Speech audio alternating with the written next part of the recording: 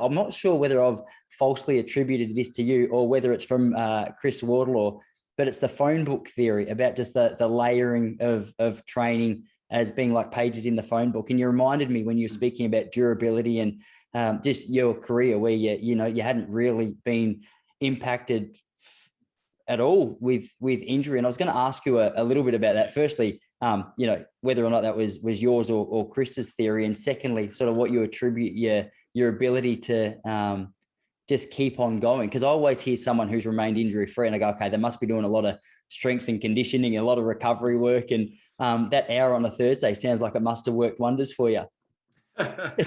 Yeah, no, I think Chris probably originally took the phone book story, but I used to run with it a bit in my own speaking. And, I think it's a lovely story because I think we all, kids probably don't know what a phone book is anymore, but in our day, it was a sort of an iconic thing. And I think we all remember the page, be able to flick through the phone book, and it was so thin that if you rip one page out, it would just sort of float down like a feather.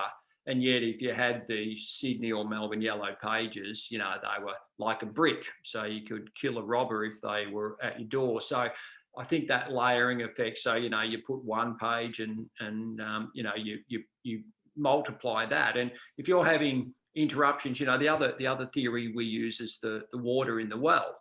And if or money in the bank, and if you're putting water into the well, then it tops up, and hopefully it's overflowing because you've got so much training, and that's when you're ready to race.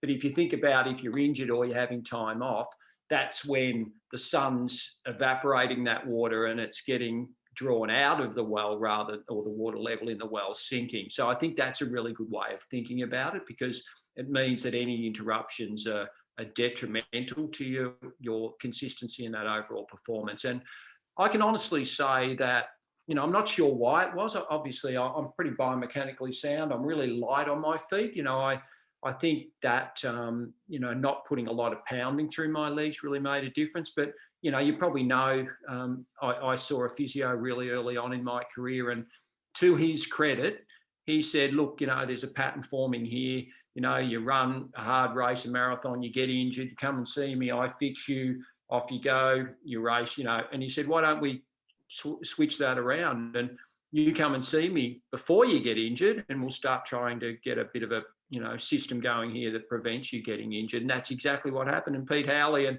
I love telling the story of, I got invited to the London Marathon in 1989, and they said you can have a business class fare or you can have two economy fares. And I said, I'm not precious, that's fine. I'll have a couple of economy fares. And they said, who do you want to take? And I thought, well, I could take my Tanya, my fiance, or Chris, my coach, or, training buddies, Walshy, Boyley, and those guys. And so I took my physio, and that's a fact. So Pete Howley came with me, and he travelled with me for 10 years, wrote my biography, and, we're great mates to this day. And his ability to read my body was no doubt one of the reasons why I had the consistency. And incredibly, Chris Wardlaw was in Melbourne. I would see Pete Howley, and he would have as much influence on my training as Chris would, because Chris would set out my training and I'd sort of do it to what I thought the standard he wanted. But if Pete Howley said, look, you need to back off a bit because your legs are a bit sore or you've got this issue, then I would.